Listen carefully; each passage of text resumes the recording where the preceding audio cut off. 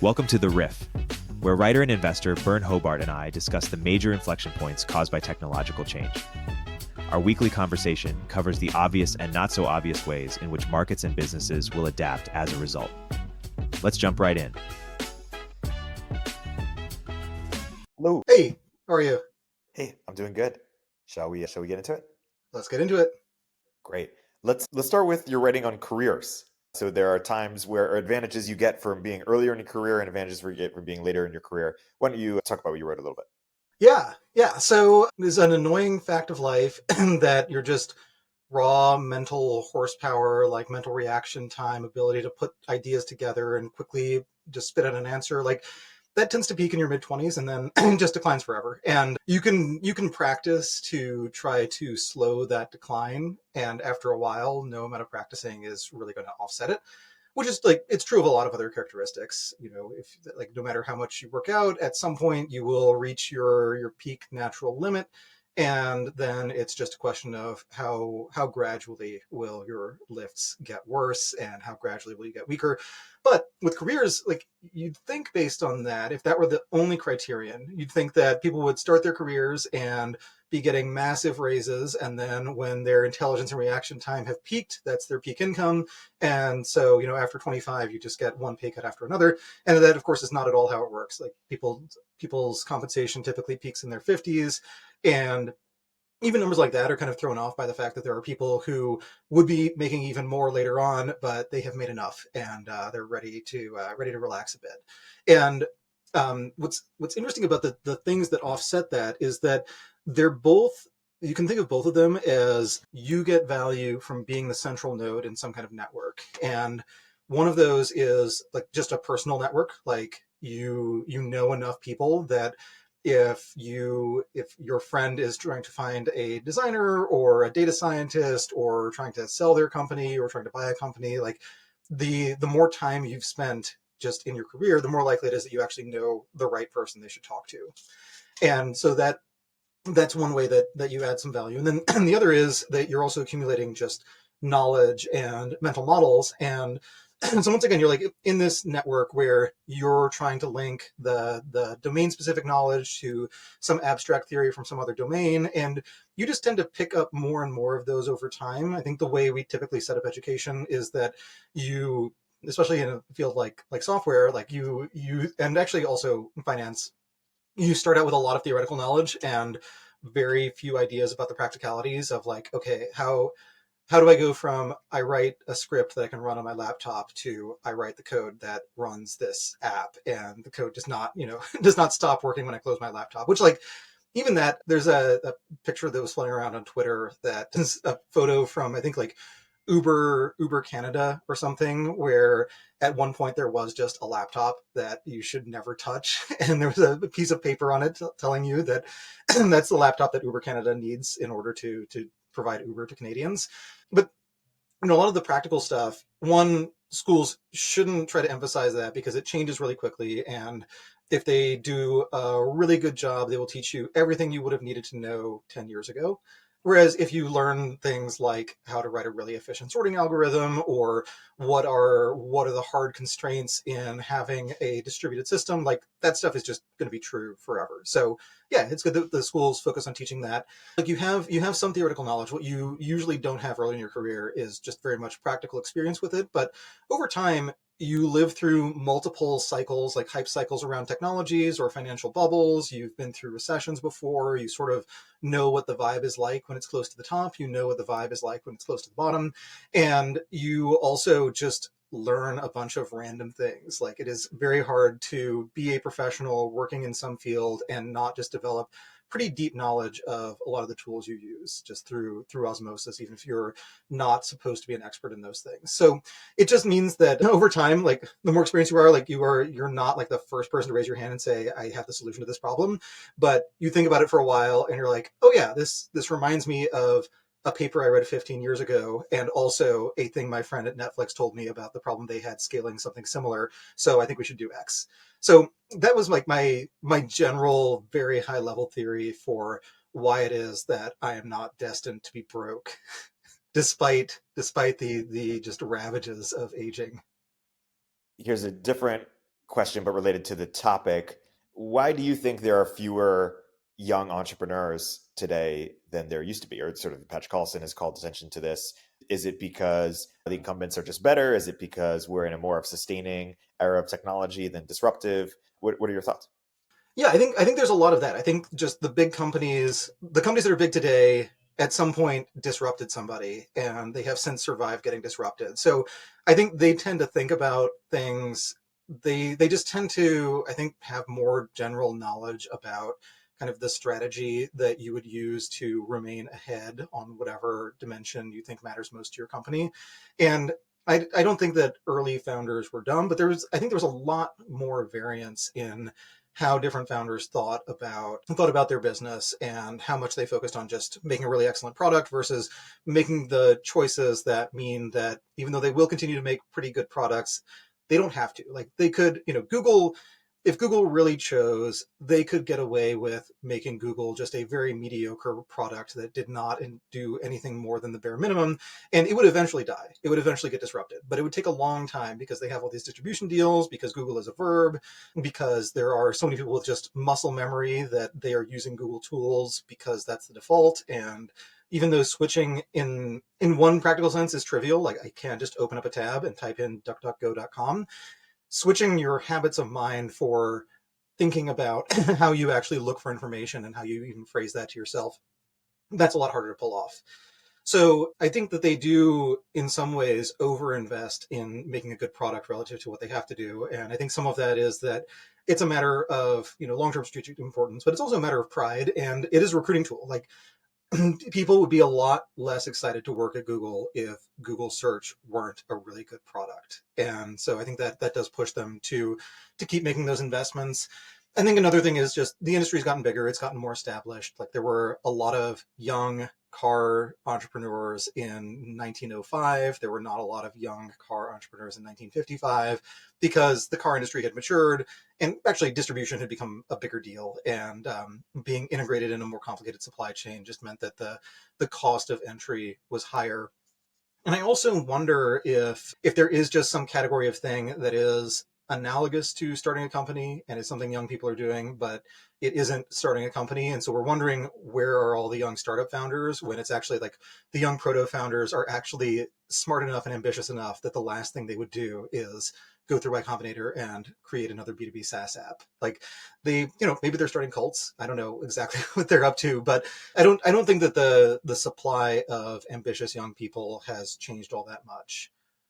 I think another possibility is that the sort of proto Zuckerberg, proto Collison types, I think they get identified as such earlier on, and big companies do just offer more tempting compensation packages than they used to. We may actually get some kind of bumper crop of really interesting startups founded in what seems to be a very extended era of junior devs and recent grads being mostly unable to get new offers.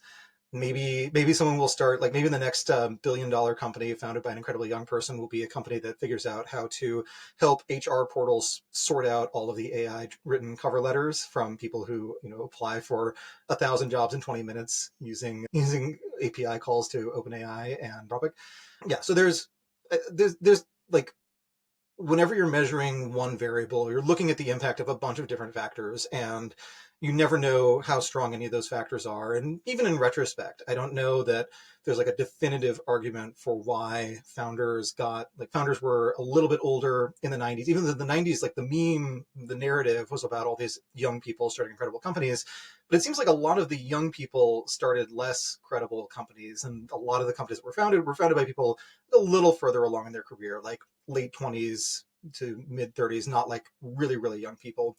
And it does seem like that ratcheted a little bit lower, like a couple years lower in the 2000s and early 2010s, and is maybe drifting back up. But there could be a lot of features that could explain some of that. Yeah, it's interesting. The Runes, the Will DePues, they join OpenAI, they join, and people like Dorkesh, becoming a creator, starting a podcast, where maybe all three of those archetypes, in the last decade or a decade ago might have tried to do YC or something. So yeah, more competitive options elsewhere. Let's segue to another blog post you wrote about money and legitimacy. Why don't you unpack what you're saying there? Yeah. So this is fun. Like I am reading a book right now about the relationship between Islam and Europe, and it's lots of fun. And one of the things that it talked about when it's talking about the takeover of Spain, or like most of Iberia, one of the first things that the new rulers did was they started minting money with their faces on it. And that reminded me of another book I'd read about the Ottoman Empire, which talked about like the Ottoman Empire had lots of coups and internal divisions and things like that because their approach to succession was that any one of the sultan's kids can be the next sultan, and it's pretty much up to that kid to kill all of his siblings in order to make sure that he's the only legitimate claimant to the throne.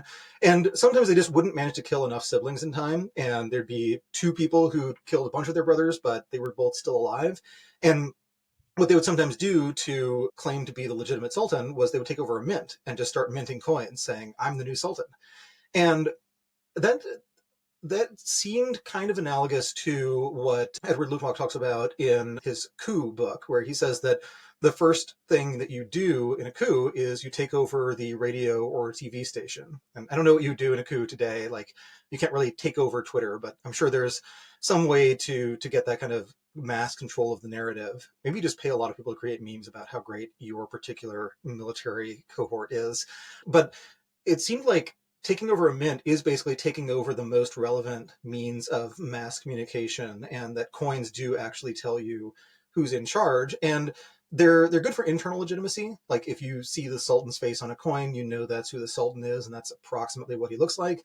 But it's also good for external legitimacy in that if you are traveling through somewhere else in Europe or in Central Asia or in Africa, and you're selling things, for example, and the coins you get all have the sultan's face on them, then what you recognize is that money, like the Ottoman money, is actually recognized as a means of exchange outside of that empire. So they must be pretty legitimate. They must be kind of in for the long haul and able to mint high quality coins and things like that. And today we don't have to use currency to legitimize who's in power right now in the direct sense of like when the election happens. It's not like the mint starts putting the new president's face on every coin, although, we'll see.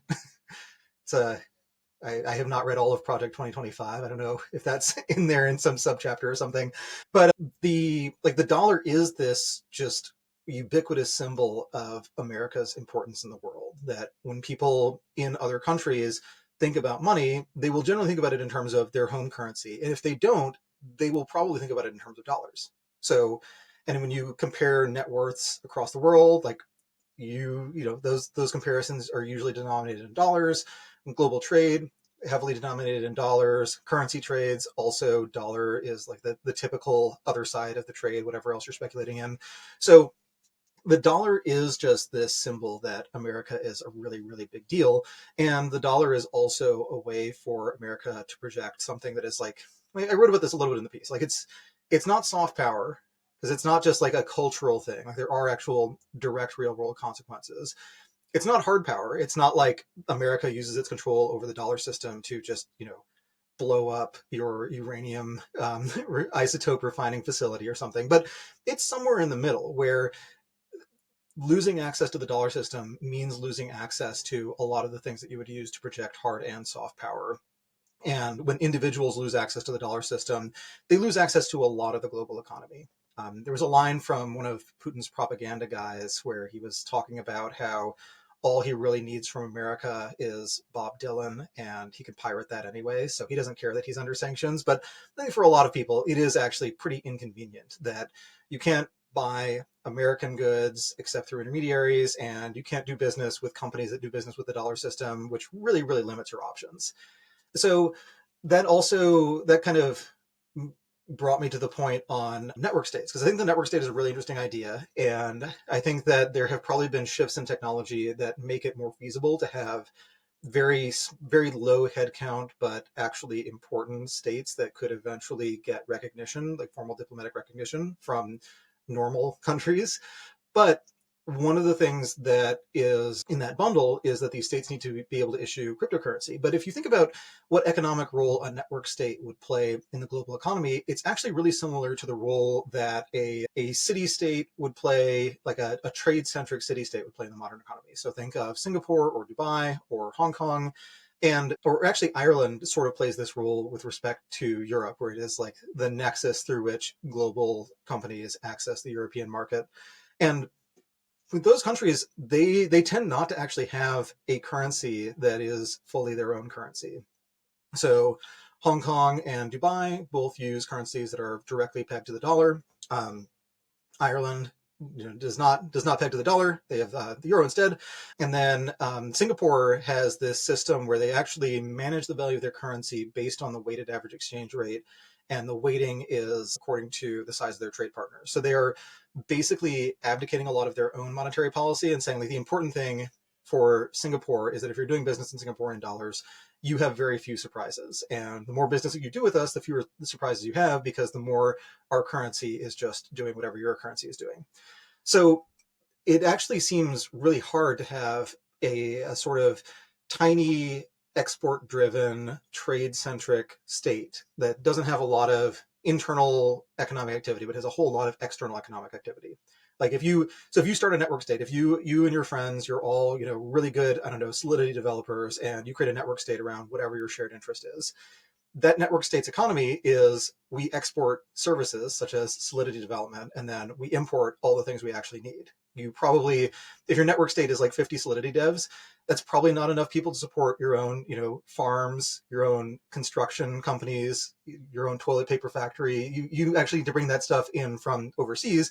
And it may be the case that you can pay for some of that stuff with your own cryptocurrency. But the usual default is that the more trade-centric a country is, the more it's a small trade-oriented country, the more likely it's using somebody else's currency and perhaps everybody else's currency. So I do think that it's interesting to think about, like, if that is the general bias.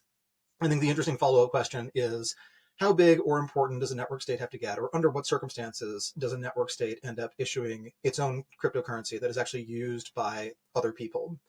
And I think one answer to that is that you could have a network state that actually issues some more currency that is less of a unit of currency and more of a share of stock.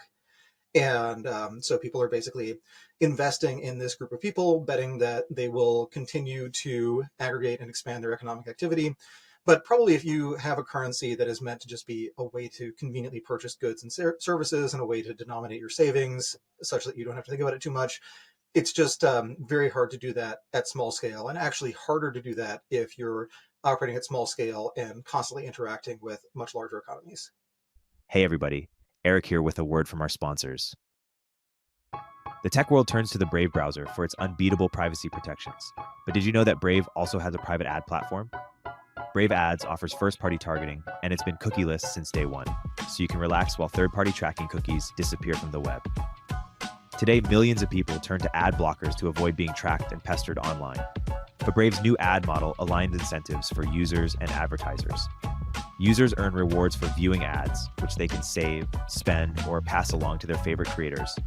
And advertisers score points for respecting user privacy, generating ROI without invasive tracking. So whether it's high-impact announcements on the new tab page or keyword-targeted ads in Brave Search offers diverse, private, future-proof ad formats for all your business goals. Join the future of advertising at brave.com/ads. Mention Turpentine to get 25% off your first campaign. Yeah, that is well articulated. You wrote a bit about education this week, particularly in the long read. There's a few different sort of stories that you found interesting. Why don't you talk about them? Yeah. So there were three actually, and it's rare to have three stories on one topic in long reads, but that's how things shook out.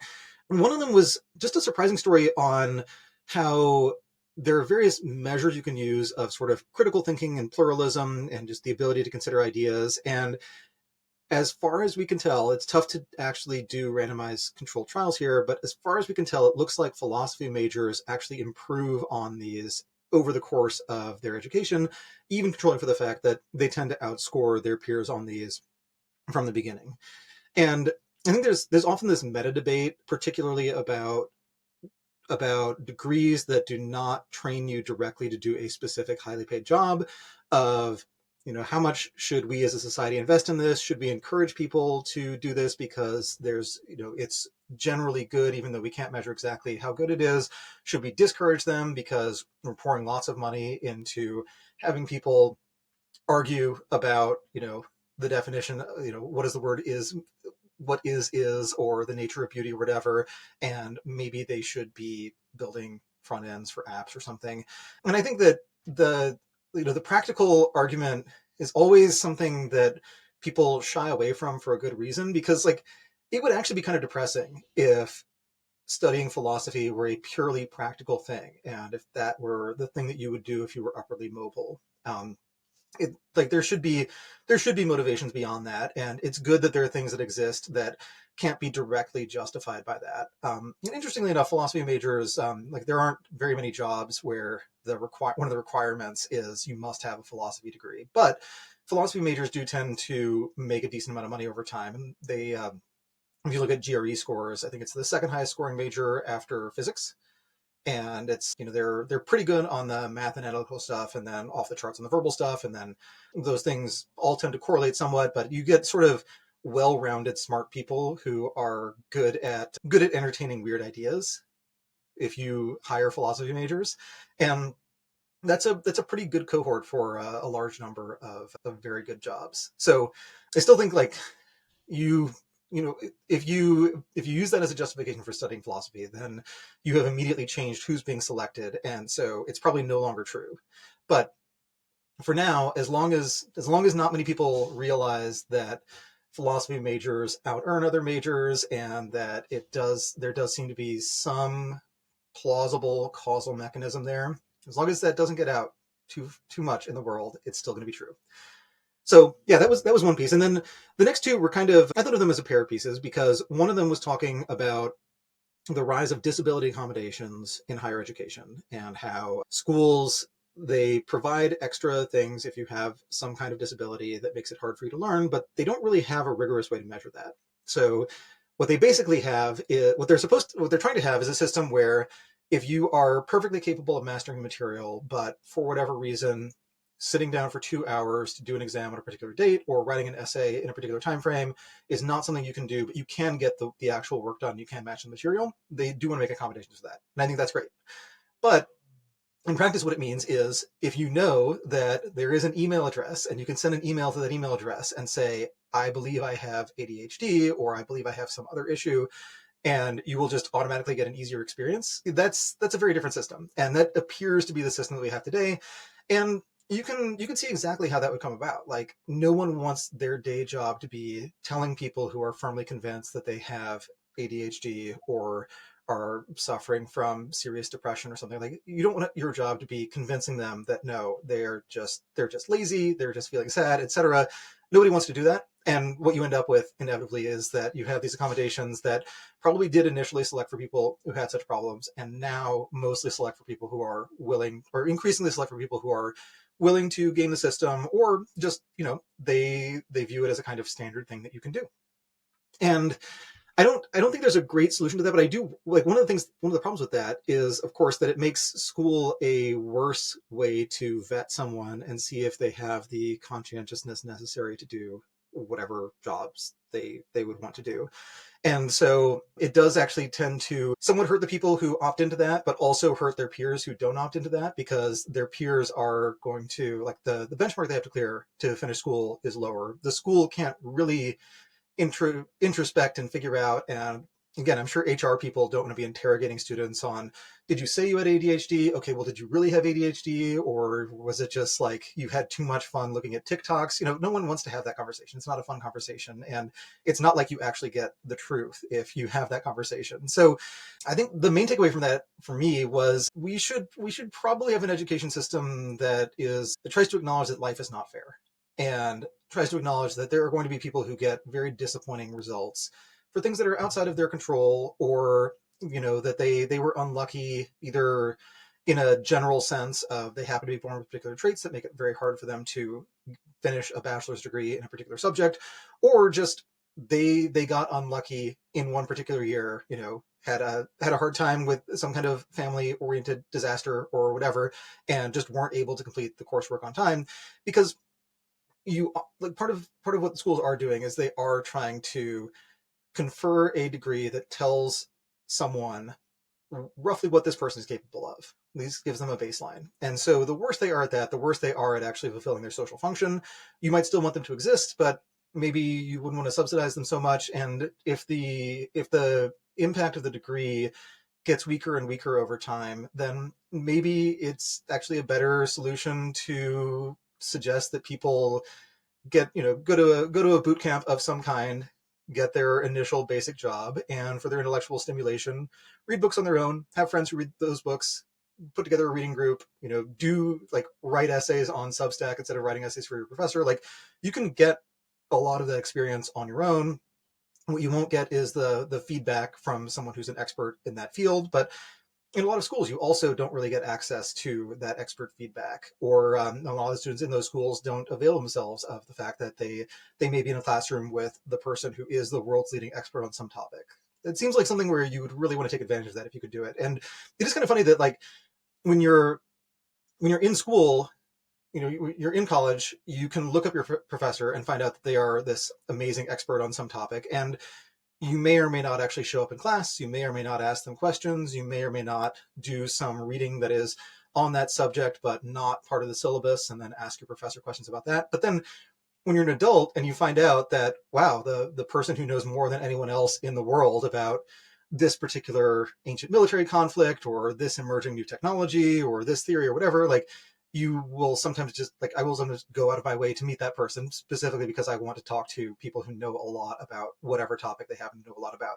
And so, yeah, the incentives totally flip once it's not just a default that you get access to this incredible abundance of knowledge. I guess it's kind of like the thing where people tend to visit a lot of the tourist attractions in their city in the month where they're also packing up their stuff to move somewhere else.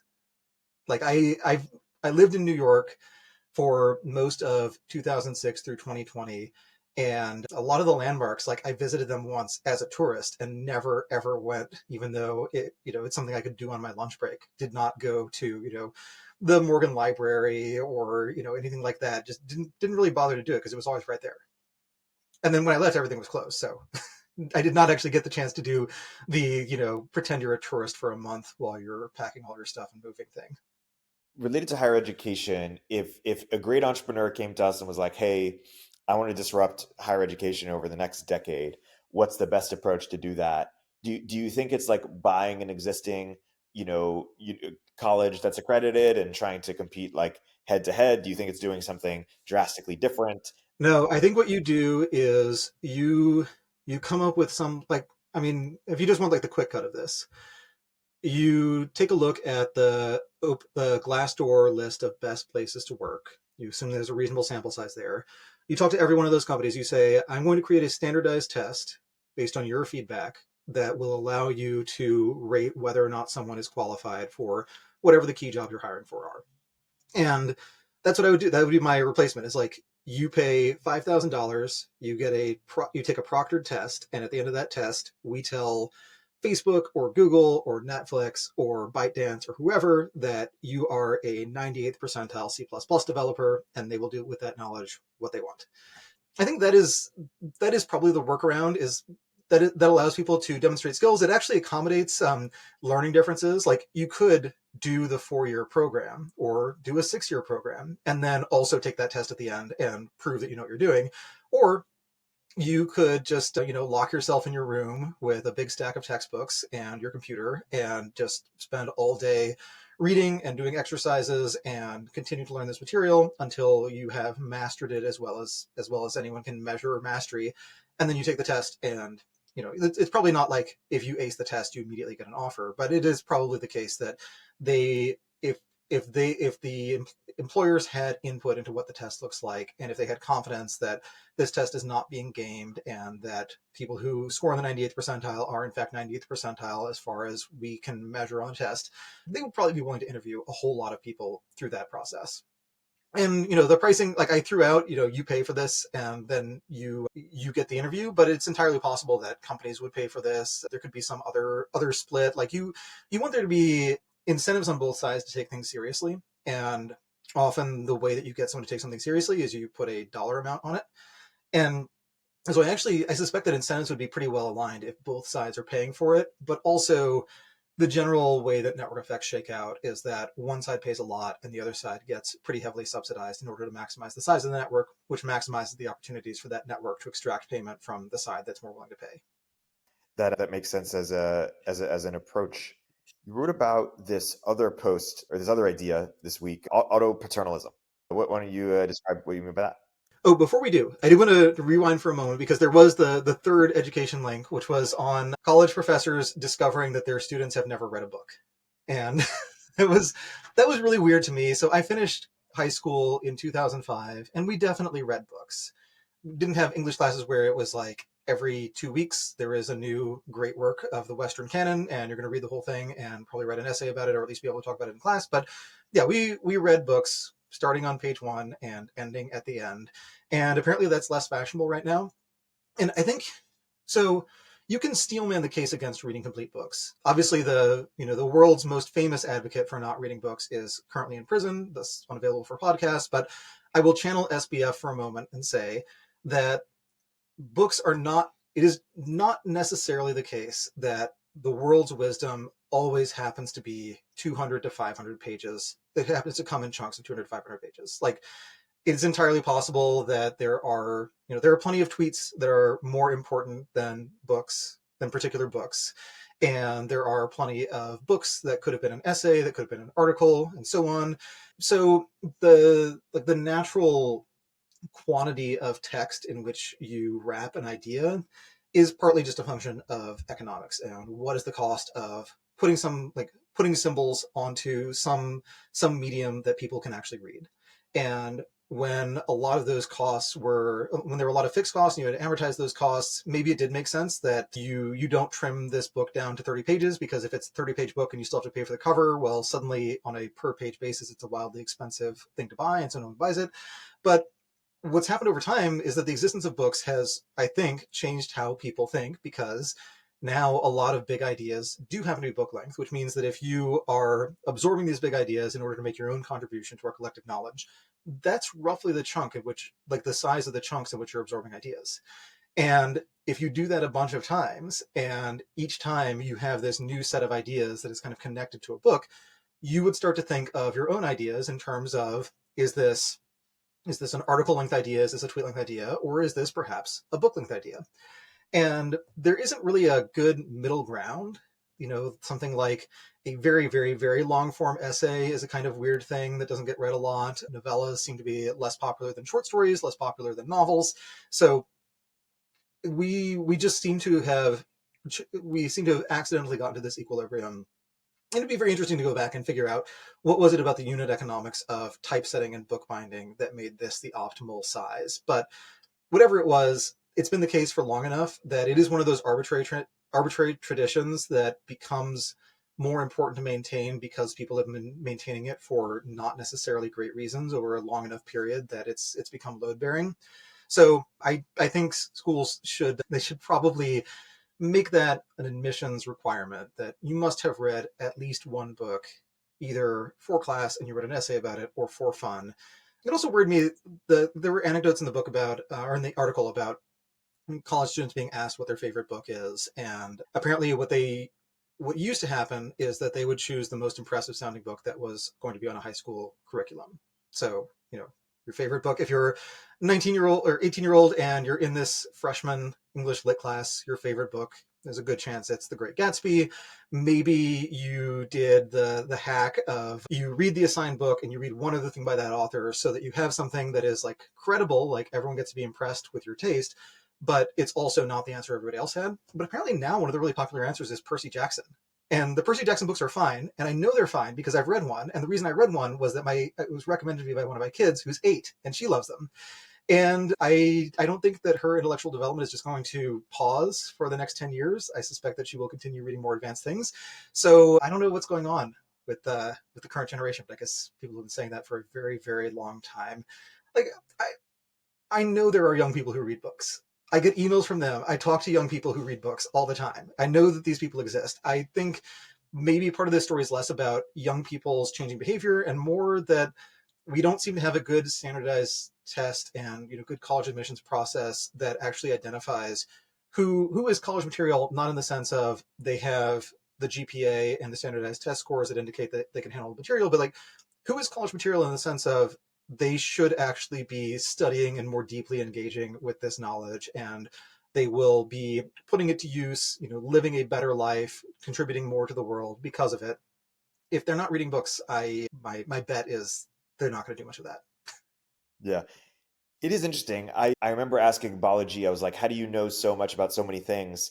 What do you read? And he's like, I actually just, listen to podcasts and or YouTube and get in fights on group chats all day and, read Wikipedia or read kind of as is and like learn, when I'm in a conflict with somebody about something in real time learning.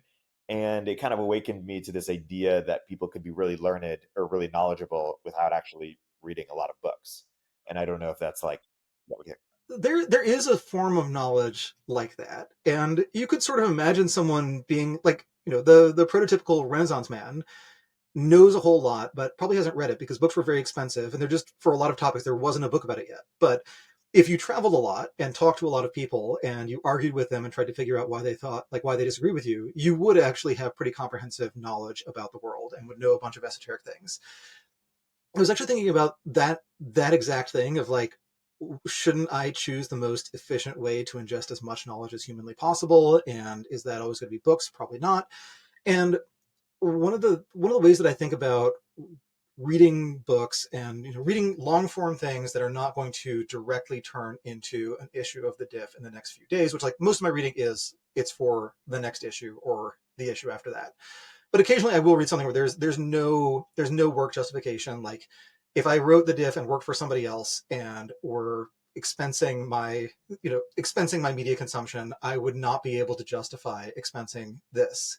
But I think of it as like eating your vitamin or taking your vitamins. Like, no, if you take some, you take vitamin D today, it's not like you will not get a cold today and you will never get a cold on the day when you took the vitamins, but it's also the case that you can develop these deficiencies and over time just end up with avoidable problems. And actually the piece on money and legitimacy, the reason that I had that idea in my head was that I had written a piece, or I had read a book about the Ottoman Empire and its rise and fall.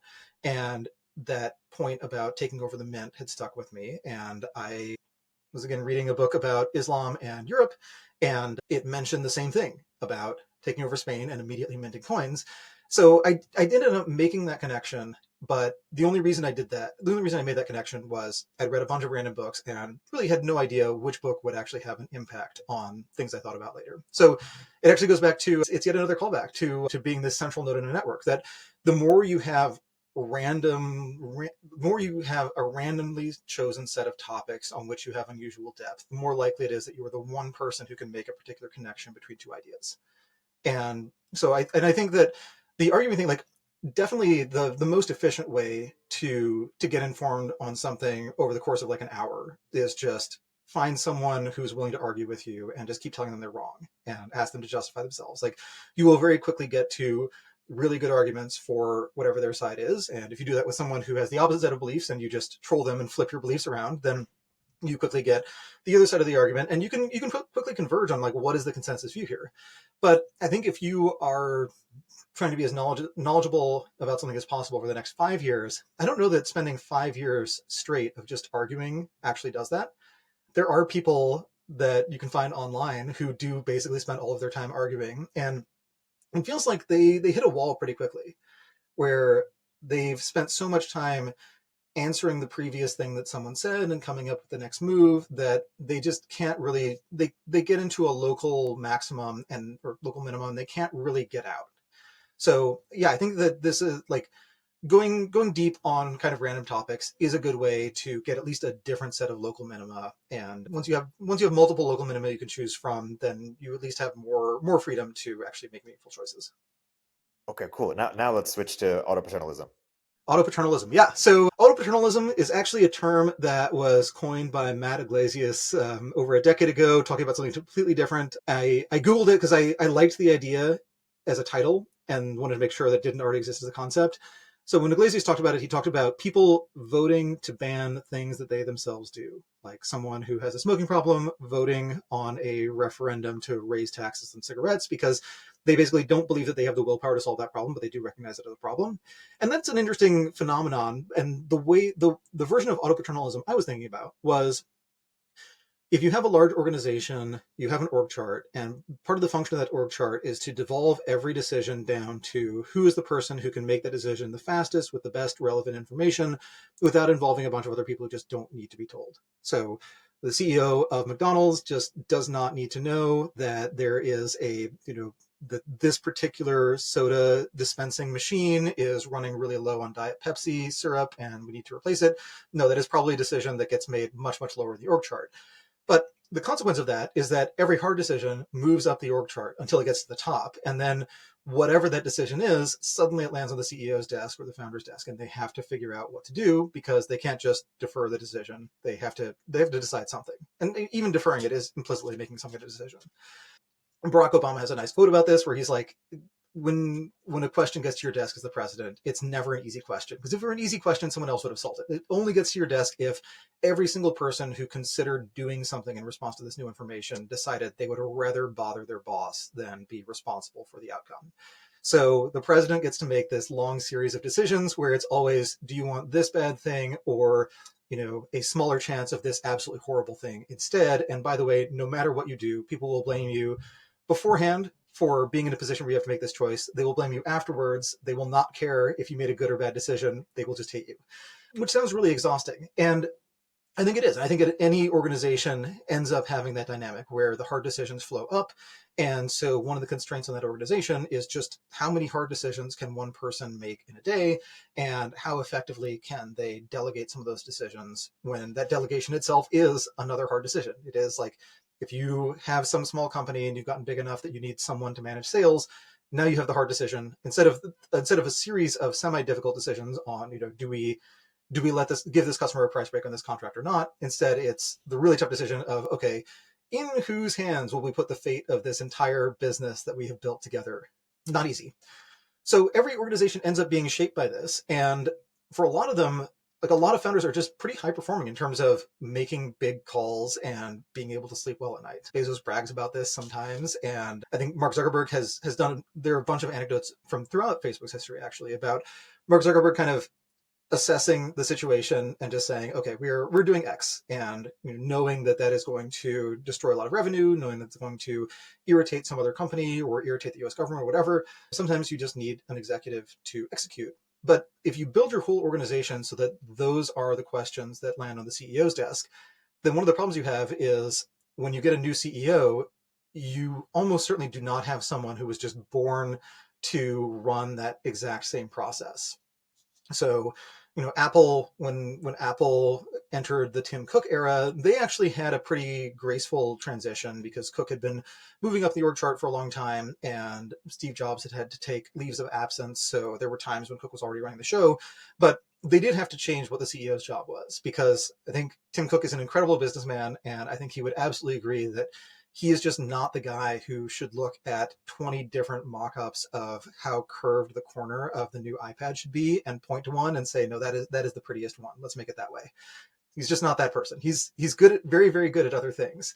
But Apple as an organization was sort of designed so that a lot of the incremental margin questions and a lot of the designing of the supply chain questions, those got answered one level below the CEO. And then a lot of the design questions and taste questions and marketing questions and a lot of the strategy questions were answered at the CEO level. So you do have to just rearrange this entire company. And one way to think about it is that the more successful a company is, the more it is actually built around whatever weird mental issues their CEO has. Because some people are just like really, really good at ruthlessly firing people. And you actually want to devolve a lot of those decisions right up to the top, because the CEO can just say, nope, that's a catastrophic mistake. I would never pay anyone who made that mistake another dime. And then in other companies, no, you actually want to make sure that all of those firing decisions get taken care of some level lower, because the CEO just doesn't like to fire people.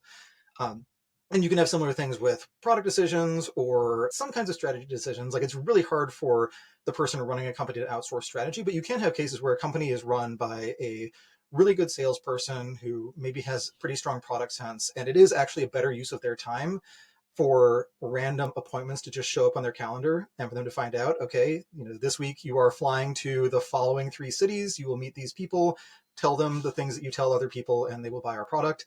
So like, there are cases where a company can outsource some parts of its strategy, but in a lot of cases that is just by default a CEO role. But in every case, when they like, the right person to found the company is not the right person to run it after that founder is gone, but the organization is implicitly built around that founder's personality, and it has to do a personality transplant and an org chart change in order to function with a new person at the top. Yeah, it is interesting. Even just like, even within the founding stage, there are people who are gifted at evangelizing and people who are gifted at running the actual company. And often those aren't necessarily the same person, or if there's like comparative advantage. And so I wonder if there will be more of this kind of like, there is CEO, COO, but I wonder if there's like a better sort of, because you still assume that the CEO is like making the decisions, calling the shots. But in order for the CEO to have, or the evangelist to have credibility as the evangelist, they kind of need to have this, sort of like CEO-esque title. And this is where maybe you get to co-CEO. But I wonder if that's something that might be more common, is like calling for that division of labor in a world where, CEO-led evangelism is so important. Evangelism and things in that category, it's just really hard for a title to have a lot of credibility there. I think that because some of it is just, if someone is really good at evangelizing their product, their company, etc., you should just know it. You should recognize, like, either when you interact with them, or you should realize that this person is the public face of the company. And whenever you hear about the company, it's in the context of that person with a new snappy quote.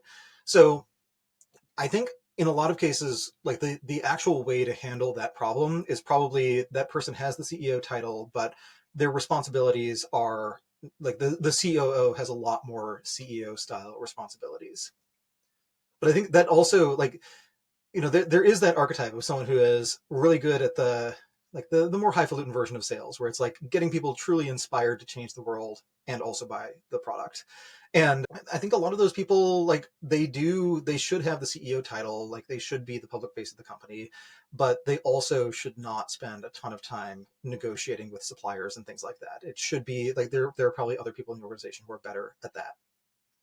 But titles have, the titles are a nice little currency. Like, you can issue it. It does tend to go through inflationary cycles, but there are different sectors where they just have different expectations on title inflation. Finance and consulting are kind of notorious, which, like, it's always this fun culture clash where you find out that someone is a vice president at Goldman Sachs, and if someone is not in the finance industry, that sounds really, really impressive. And then you learn that there are thousands of vice presidents, and many of them have no direct reports. And then in tech, vice president is just a very different connotation. So the status ladders are different. And maybe that is like an indication of just credential hyperinflation, that we actually have these credentials that sound exactly the same and mean totally different things in different contexts, because someone wanted to reward someone else with a title rather than giving them more money. Yeah. I want to cover a couple of things before we get out of here. Let's talk about Spotify and sort of the share of ear that you wrote about.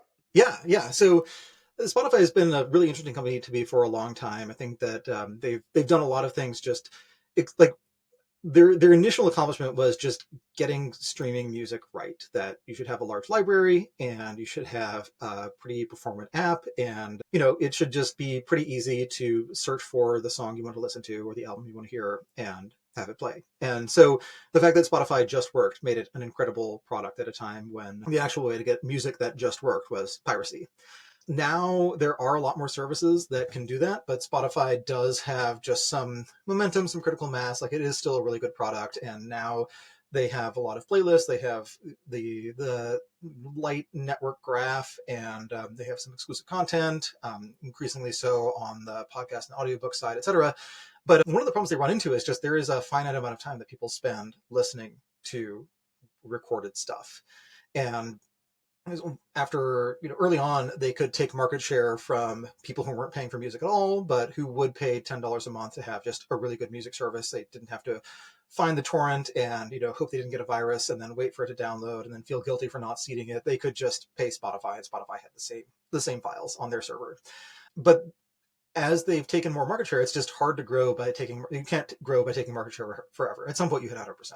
And even before you hit 100%, you do hit a point where it's just really, really hard to get that incremental person to stop using Apple Music or, to finally give up on their iTunes collection or whatever and move over to your service. So the other thing they can do is they can just expand the scope of times when you can listen to music. And to do that, you have to think about just little increments of time where it is slightly too inconvenient to listen to music.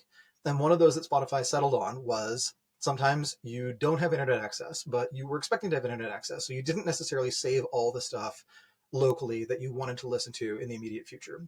So that is one of the new things they are shipping is they're automatically compiling playlists that can play offline based on what you're listening to right now. And I think if that grows Spotify's total revenue by like 10 basis points, it's a pretty amazing, that's a pretty big deal, just given how minor this is. But the long-term growth of a lot of companies that are mature companies, it is based on finding all those little incremental improvements and just making small things very slightly better, because there's no room for taking share from someone else once you have taken all the easily taken share. So the only thing you can really do is expand the total size of the pie and hold your slice constant or see it grow just a little bit, because a little bit more, Spotify's share of offline music listening would be a little bit higher in that circumstance than it otherwise would be. I do wonder a decade from now, how much more people will be listening to podcasts or music than they do today, given that they're, trades off against everything else and limited time in a day. How would you guess this? So there are some things where people want to consume, they want access to the information, and they'll consume it in whatever the most convenient format is. So if they are sitting on the couch, it's probably reading. If they are driving the car, it's probably listening to a podcast. And there are tools like Google has that amazing Notebook LM thing where you can just give it some documents and then it turns them into a podcast. And that's not my preferred way to consume things, but I recognize that it's a pretty popular one. So I think part of it, like if you view audio as just one more medium for consuming the same information, then maybe the share of actual podcast goes down because there are just more things that could be consumed in that format. And so the podcast is not necessarily at the top of the list. But there's also the parasocial element of you are listening in on a conversation that is just very similar to the conversation you would listen in on if the two of us happen to be at a conference together, we're hanging out, in the break area and we're chatting about things. And I think it is fun to listen to podcasts like that. Like this is something that I really love about Odd Lots, is that it just feels like hanging out with really smart people who are asking some really smart people who are nerding out on a particular economic niche and getting really into it. And so you do end up feeling less like it is just like the consumption of some raw anonymized information, and more like you're hanging out at the periphery of a really interesting conversation, and there are your amazing friends having this cool chat about stuff that you're interested into. So I think that element probably gets more important as AI gets more common, because it is just very different to hear. There's a big difference between you're hearing a conversation that someone had about a topic versus you are listening to the text to voice output of a model that's been trained on this person's voice, and then a different model that's been trained on the corpus of their text. And you've asked the model based on their text to write a diff article about topic X, and then you've had the voice read it. Like that is different. That is not actually listening in on conversation. And I think people will know that even as the quality of text to voice gets really, really good. Yeah, that makes sense. Let's also talk about art and property rights. How do we disentangle or make sense of it? Maybe the last topic. Yeah, so there's obviously been like a lot of rage about this one, because it is true that the AI, a bunch of AI companies downloaded lots of art. They did not ask the artists for permission, and then they were able to use that to train models. The models created very realistic looking art. Some of that art is just very clearly in the styles of specific people who very clearly, very emphatically do not want AI to be creating stuff in their style. And there was this story, I think like 2 years ago, where someone used Stable Diffusion to create a work that won a local art contest, and then there was, a lot of anger about that. And now there's now this guy has gotten his comeuppance because people are copying his art, and he can't get any royalties on it because he can't copyright it because it's AI art. So what occurred to me was that, like, one of the cases against AI being able to own the intellectual property is that you didn't actually make anything. Like you typed a couple words into a prompt, you hit enter, you waited. If anything, NVIDIA gets the rights to this, not you. But on the other hand, you could make the same argument about photography. You didn't make anything, you didn't use any paint, you didn't use any materials. All you did was buy a device, point it in a particular direction, and press a button. And then you're trying to get credit for this. And there was actually like a weird period where it was hard for photographers to actually own the rights to the photos they took. And it eventually made it to the Supreme Court. The court said that they do actually own it. And I think that something like that has to happen in both directions with AI. Like the ideal arrangement is probably something of the form of, if you come up with a really amazing prompt, you create a really amazing AI generated photo, video, whatever, if someone puts that on a t-shirt, you can get a royalty from them. If they don't pay you the royalties, you can go after them. But also some of that royalty goes back to the people who contributed the art that your model used to create this. And these models are taking a lot of stuff that already existed and they're using it as raw material to make something that is new, didn't exist before, but very much could have existed in the past. Could have been created by a person, but was actually created by a machine. And so you do want to reward people for having contributed to that. And you can make the analogy to search, where Google doesn't have to pay you to show your site in search results because you get the traffic. But in this case, it's like search without the clicks. And people are already annoyed at Google over that.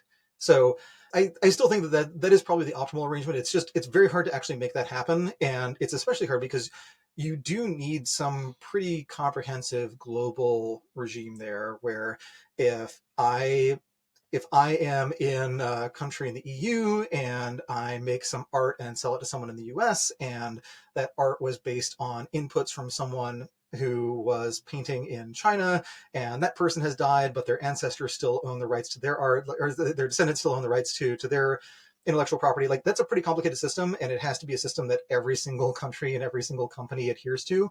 But that is the general direction that I hope things go, is that people who contributed things that made these models special do get some kind of financial reward, not just, the feeling of, if I hadn't done really good art, the machines would not have been able to take my job quite so effectively.